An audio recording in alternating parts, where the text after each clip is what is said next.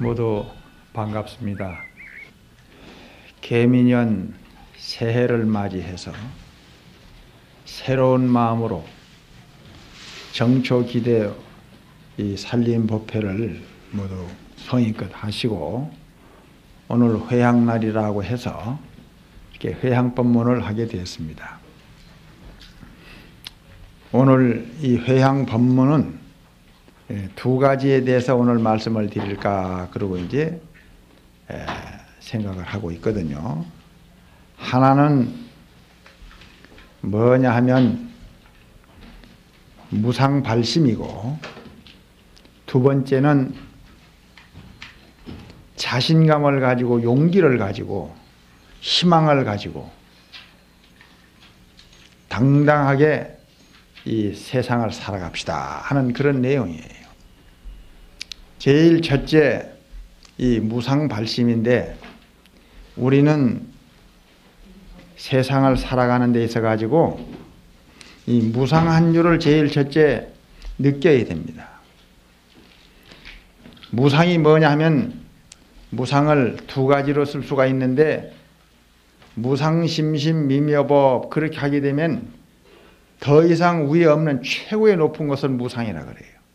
상은 없거든. 그 이상은. 그 무상이에요. 그래서 무상심심미묘법이래요.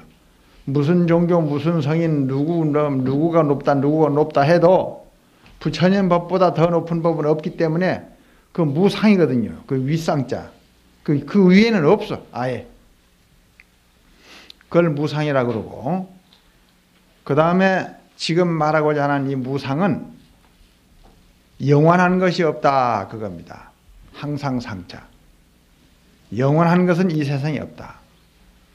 시간이 흐름으로 따라서 높은 산은 낮아지고 젊은 청춘 늙어가고 늙은 사람은 늙은 노인이 그대로 유지가 되지 않습니다.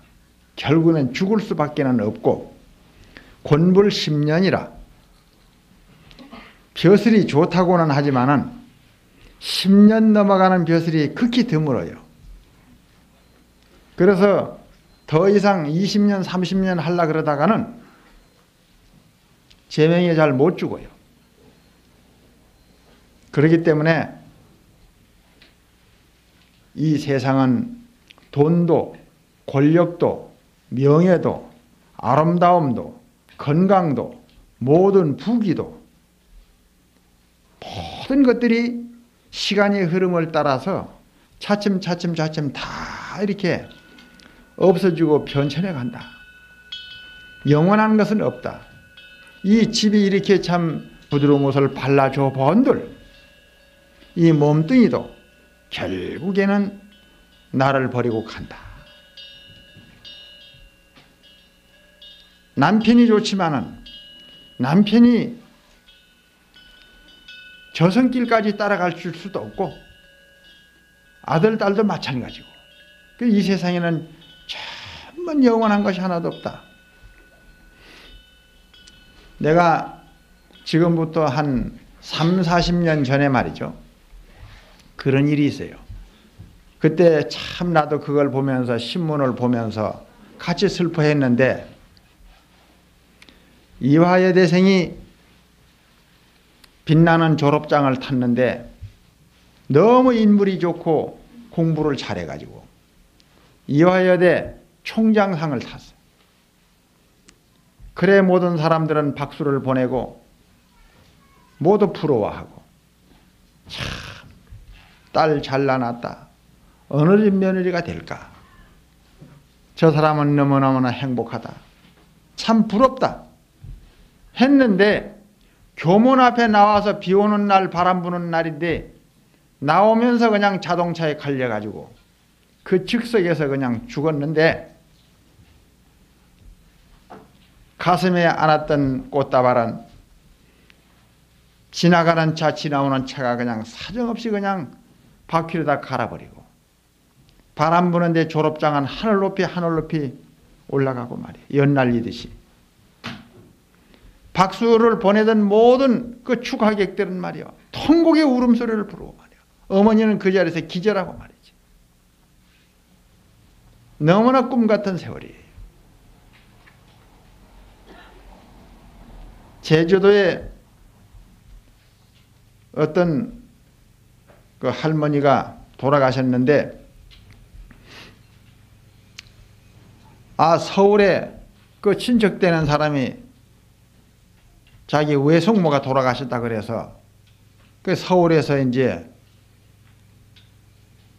문상을 왔다. 조문을 왔는데, 그래 향을 하나 꼽아놓고 자기 외숙모에게 인사를 올립니다. 외숙모님, 인생이란 이다지도 무상한 것입니까? 믿어지지가 않습니다.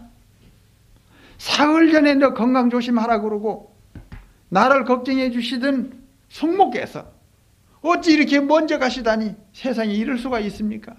참 슬프고 허망합니다. 그래 놓고 점심을 못 먹고 왔는데 밥 한 그릇 먹어야 되겠네. 그래 밥상을 차려주니까 숟가락 딱 뜯어 말고 밥 숟가락에 땅에 딱 떨어지면서 아이고 나 이상하다 그러더니 그 즉석에서 땀을 쳐가지고 아이고 왜 이러세요 왜 이러세요. 제주도에서 가장 큰 병원 한라병원에 싣고 가는데 15분이 걸렸어. 그 응급실에 가가지고 수속을 밟는데 15분이 걸렸어. 토탈 30분인데 30분 만에 그 사람은 이 세상 사람이 아니고 완전히 숨을 거둔 송장이 되고 말았단 말입니다.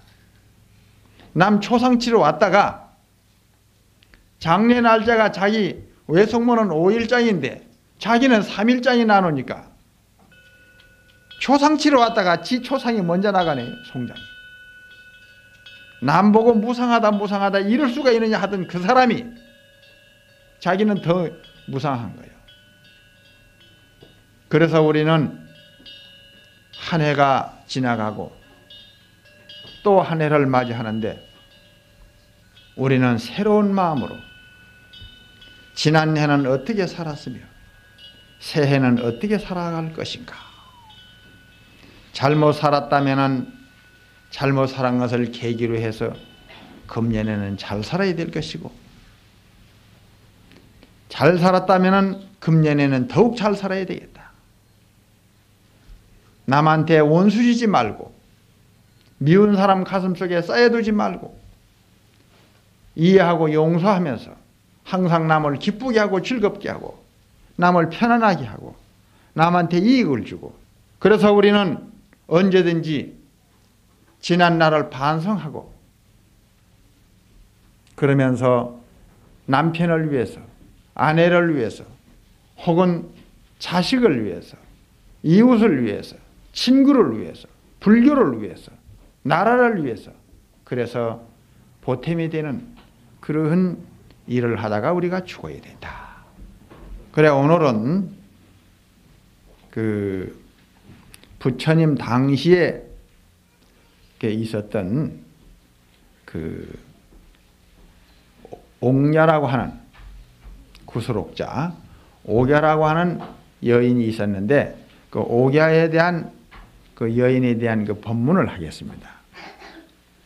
부처님이 이 법문을 하셔가지고 이 경 이름이 옥야경이다.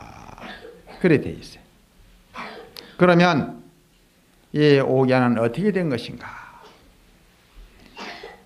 인도의 수달장자라고 하는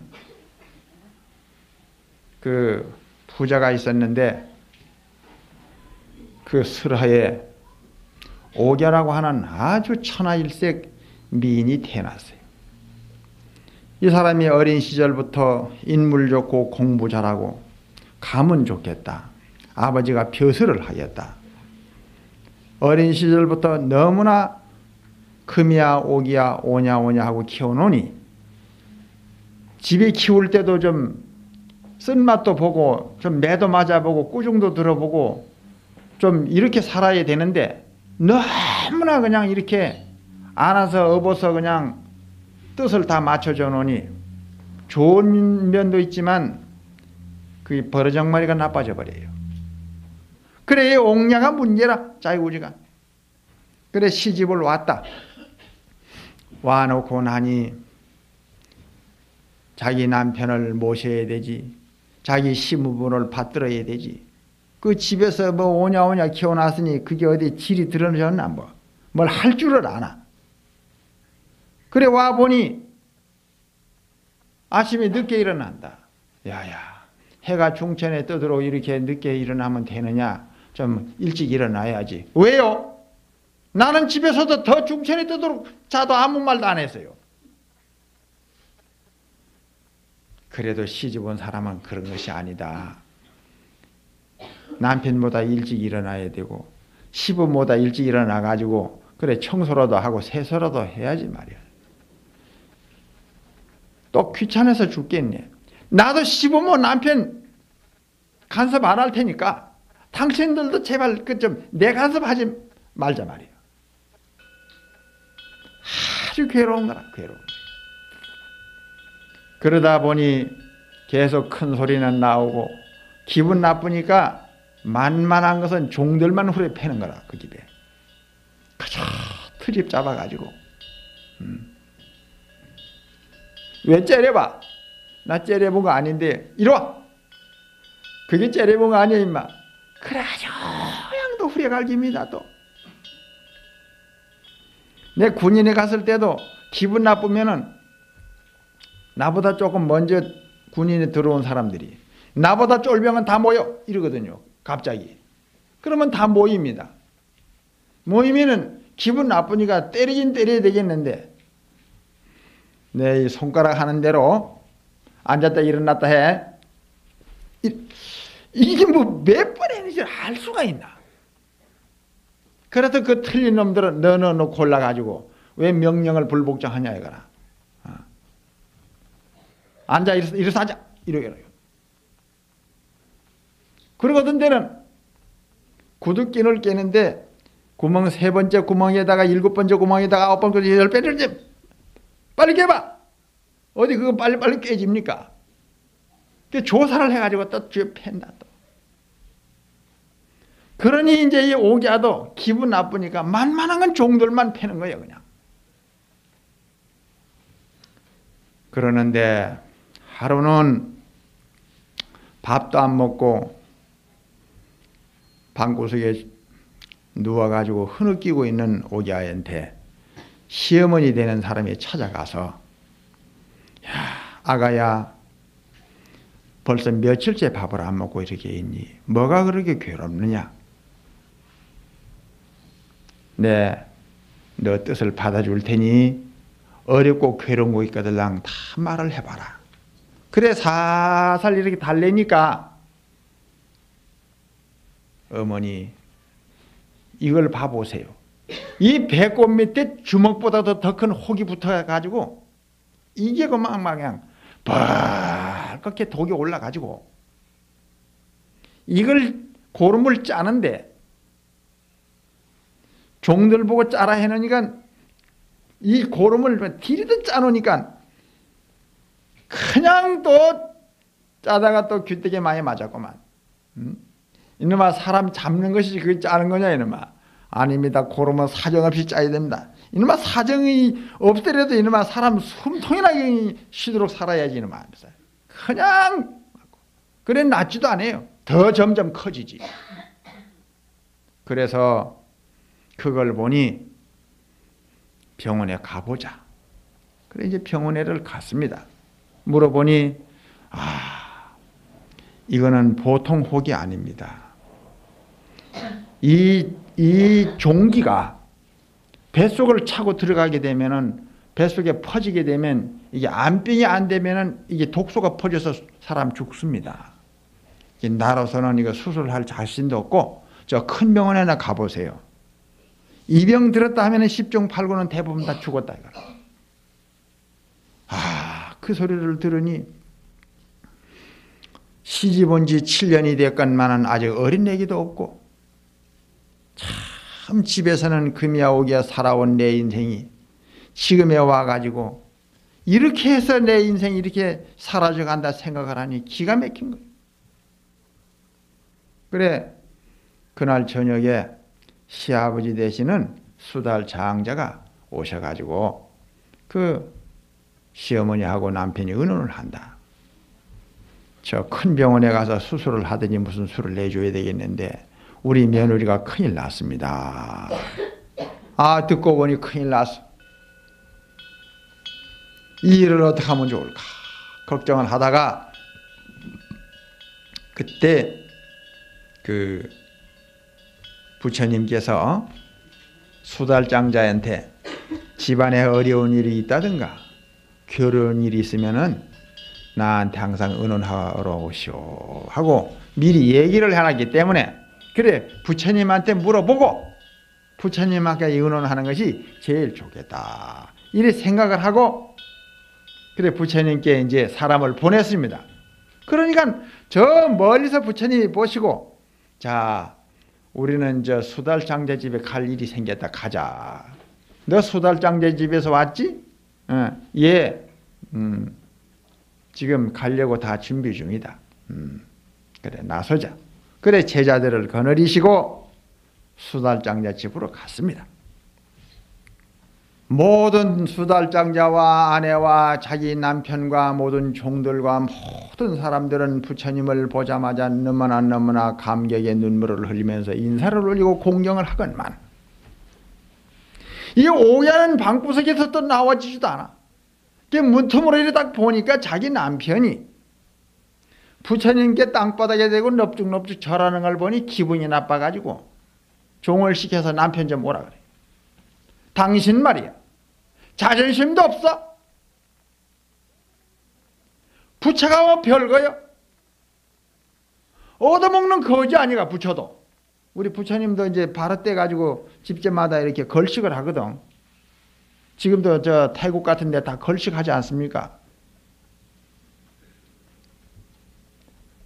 아이 그렇지만은 일반 거지하고는 좀 다르다고. 다르기는 뭘 달라. 밥 얻어먹는 게 거지지. 그래 당신이 뭐가 모자라서 그런 부처한테 말이야. 넙죽을 3번씩이나 절을 하고 말이지. 그건 뭐 하는 짓이냐고. 아니요. 당신도 가서 절을 해. 나는 절 못해요. 절 못해요.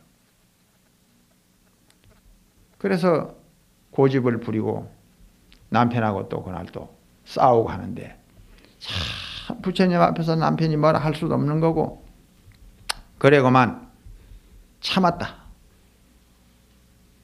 그래 그 시어머니 되는 사람이 오갸가 나와서 부처님께 인사를 올리고 법문을 들어야 될 판국인데 오갸에 대한 부탁을 하니까 그래 오갸를 한번 내가 보고 내가 할 말이 있다. 난 안 나간다는 거라. 너 수술할 병 때문에 부처님이 일부러 오셨느니라. 예? 그래 내 수술할 병 때문에 부처님 얼굴을 보면 그래 내 병이 그럼 뭐 낫을 수가 있다는 말이에요. 그러니까 글쎄 막 부처님이라고 하는 분은 참으로 우리 인간이 생각할 수 없고 사회할 수 없는 그런 훌륭한 능력과 실력을 가지고 계시니 일단 친견을 해보자. 너 때문에 왔느니라.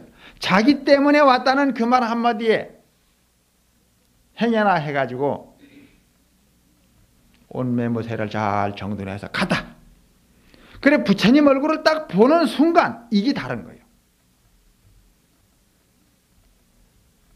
그 부처님이 얼마나 만덕존상으로서 30 이상 80종호를 구족하셨는지 제바달다가 그 미친 코끼리에다가 술을 먹여가지고 부처님을 밟아 죽이도록 했건만은 그 미친 코끼리가 술을 먹었지만은 부처님 앞에 와서는 넙죽하게 그 인사를 드리는 옛날 그 법문이 있어요. 어떤 사람도 부처님을 보면은 그만 함부로 부처님한테는 고개가 자연히 숙여지고 존경심이 나오는 거라. 장육 금신에다가 금난가사를 입으시고 그 자상한 모습으로 옥녀야 너 친정에서 사랑을 받고 참 귀염둥이로 살아오다가 7년 동안 시집 와가지고 얼마나 부모님 보고 싶으며 그 마음이 외롭고 괴로웠느냐. 너 심정 너무 괴로운 것을 나는 이해하고 알고 있다. 아이고, 부처님이 그 말씀을 하시는데 자기 자신도 모르게 두 눈에서 눈물을 주르르 흐르면서 부처님, 저 마음을 읽어주시니 너무 감사합니다. 이때부터 부처님의 말씀을 시작하시는 거예요. 옥냐야, 너 얼굴을 보아하니 참 얼굴은 아름답다마는 여자는 얼굴이 아름답다고 해서 여자가 참으로 훌륭한 여자가 되는 게 아니다. 얼굴이 아름다운 여인은 어리석은 남자를 꼬시고 유혹하는데 그때는 필요할지 모르지만은 유혹에 넘어가지 아니하는 남자에게는 소용이 없는 거다. 얼굴 잘생긴 것은 점수로 치자면 50점밖에 안 돼. 때문에 이 세상에는 7가지의 아내가 있는 법이다. 그대는 7가지의 아내를 잘 듣고 옥야는 어느 아내에 해당되는가를 한번 생각해 봐라. 오늘 여러분들께서도 지금 7가지 아내를 설명을 하는데 나는 그 7가지 아내 중에 어느 아내에 내가 해당된다 하는 것을 여러분들은 한번 생각을 해보시라 이겁니다. 몇 번째 아내에 해당되는가? 그래, 제일 첫째는 사람을 죽이는 아내가 있다. 그래서 귀가 번쩍 뜨이는 거라. 무슨 사람을 죽이는 아내라니. 사람을 죽이는 아내는 어떤 아내냐 하면은 항상 마음 가운데 독심을 품고 있어. 그리고 눈에 살기가 충천해. 남편을 받들 줄도 모르고 시부모를 공경할 줄도 모르고 고집만 부린다. 그래가지고 날마다 집안에 큰 소리가 나오고 신경질을 부리고 매질을 하고 이런 행동을 하게 되면 남편은 참다가 또 참고 참는 그때마다 속에서 남 모르는 병이 생기는다. 그래가지고 그 남편은 결국에 타고난 수명을 단축시키는 거예요. 그렇기 때문에 그 사람을 죽이는 여자다. 그렇게 돼 있어. 그러면 두 번째 아내는 무슨 아내냐? 이거는 마치 도둑과 같은 그런 아내가 있다. 이 세상에는 도둑과 같은 아내가 있다. 그러면 도둑과 같은 아내라고 하는 것은 남편이 번 재산을 자기 마음대로 탕진하고 낭비해버리고, 그리고 남편이 모르게 돈을 축적을 해. 남편 모르게 돈을 축적을 해가지고 자기 예금 통장에 따로 부를 축적을 하고, 그래가지고 옷도 고급이요, 폐물도 고급이요, 음식도 고급이요. 돈을 쓰더라도 애써서 버는 남편보다도 자기가 더 써. 그리고 딴 주머니를 차가지고 언제 갈라설지 모르기 때문에 나는 나대로 너는 너대로 그래가지고 마음을 양단분해가지고 사는 사람이다.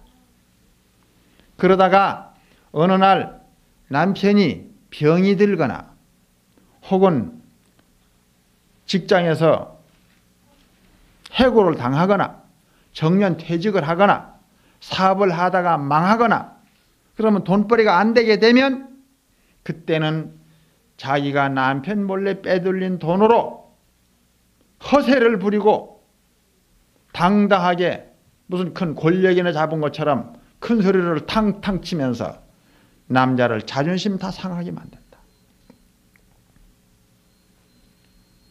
그런 여자는 바로 도둑과 같은 아내가 되는 거다.